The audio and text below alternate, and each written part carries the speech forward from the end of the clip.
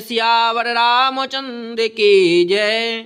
देखन में सिमरग बेहंग तरु फिर ही बहोरी बहोरी। निरखी निरख रघुवीर छवि बारई प्रीति न थोर। मृग पक्षी और वृक्षों को देखने के बहाने सीता जी बार बार घूम जाती हैं और श्री रामचंद्र जी की छवि देख देख कर उनका प्रेम कम नहीं बढ़ रहा है, अर्थात बहुत बढ़ जाता है।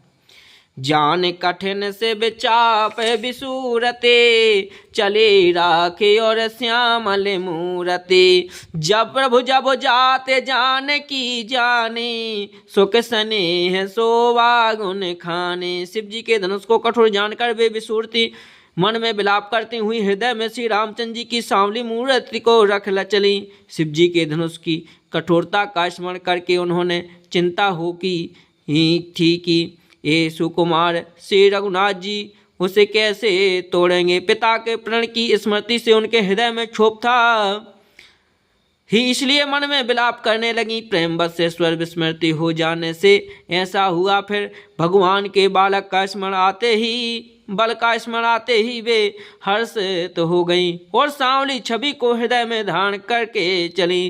प्रभु श्री रामचंद्र जी ने जब सुख स्नेह शोभा और गुण की खान से जानकी जी को जाती हुई जाना कि परम प्रेममय मृदुमस कीनी चारों चित भीति लिखलीनी।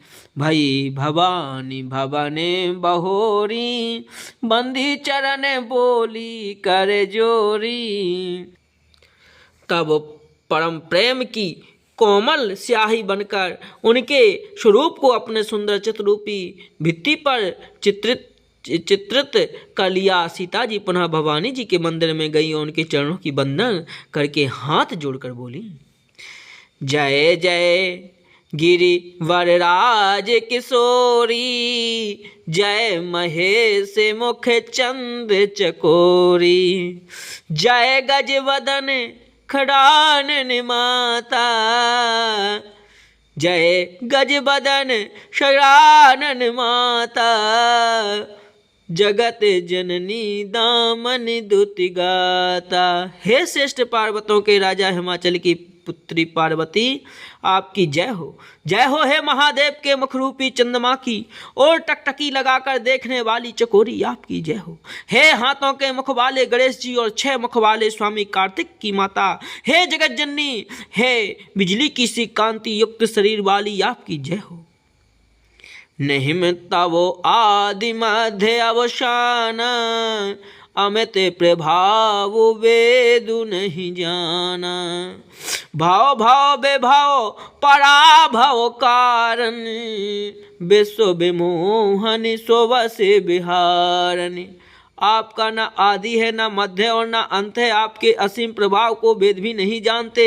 आप संसार को उत्पन्न पालन और नाश करने वाली हैं, विश्व को मोहित करने वाली और स्वतंत्र रूप से विहार करने वाली हैं।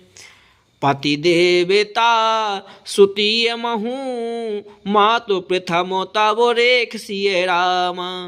अमे महिमा में तीन सकहि कहे सहस शारदा से सिय राम। पति को इष्ट देव मानने वाली श्रेष्ठ नारियों में हे माता आपकी प्रथम गणना है। आपकी अपार महिमा को हजारों सरस्वती और शेष जी भी नहीं कह सकते। किसे बते तो ही सुलभ फल चारी बरदायनी पुरारी प्यारी। देव पूज पद कमल तुम्हारे सुर नर मुनि सब हों सुखारे। हे भक्तों को मुँह मांगा वर देने वाली, हे त्रिपुरार के शत्रु शिव जी की प्रिय पत्नी, आपकी सेवा करने से चारों फल सुलभ हो जाते हैं। देवी आपके चरण कमलों की पूजा करके देवता मनुष्य और मुनि सभी सुखी हो जाते हैं। कि मोर मनोरथ जानहुनी के बसहु सदा और पुर सब हिये के। कीनहु प्रगट न कारण ते ही अस कही चरण गहे बेदेही। मेरे मनोरथों को आप परिभांति जानती हैं, क्योंकि आप सदा सबके हृदय रूपी नगरी में निवास करती हैं। इसी कारण मैंने सब उसको प्रकट नहीं किया। ऐसा कहकर जानकी जी ने उनके चरण पकड़ लिए। कि विनय प्रेम बसे भई भवानी, खसी माल मूरत मुस्कानी। सादर सिय प्रसाद सिर धरऊं, बोली गौरी हर सोहिए भरऊं। गिरिजा जी सीता जी के विनय और प्रेम के बस में हो गईं। उनके गले की माला खिसक पड़ी और मूर्ति मुस्कुराई। सीता जी ने आदर पूर्वक उस प्रसाद माला को सिर पर धारण किया और गौरी जी का हृदय हर्ष से भर गया और वे बोली, सुन सिय साते आशीष हमारी, पूजहि मन कामना तुम्हारी। नारद बचन सदा सुचि साचा, शोभरो मिलहि जाहे मनुराचा। हे सीता, हमारी सच्ची असीम सुनो, तुम्हारी मनोकामना पूरी होगी। नारद जी का वचन सदा पवित्र, संयम भ्रम आदि दोषों से रहित और सत्य है। जिसमें तुम्हारा मन अनुरक्त हो गया है वही वर तुमको मिलेगा। मनु जाहि राच्यहु मिलहु, सोबरो सहज सुंदर शावरो, करुणा निधान सो जान सीलो, स्नेह जान तेरा विरो। यह भांति गौरे अशीष सुन सिय सहत ही हर सियले, तुलसी भवान ही पूज पुनि पुनि मोदित मन मंदिर चली। जिसमें तुम्हारा मन अनुरक्त हो गया है वही स्वभाव से ही सुंदर सांवला वर श्री रामचंद्र जी तुमको मिलेगा। वह दया का खजाना और सुजान सर्वज्ञ है, तुम्हारे शील और स्नेह को जानता है। इस प्रकार गौरी जी का आशीर्वाद सुनकर सीता जानकी जी समेत सब सखियां हृदय में हर्षित हुई। तुलसीदास जी कहते हैं, भवानी जी को बार बार पूछकर सीता जी प्रसन्न मन से राजमहल को लौट चली।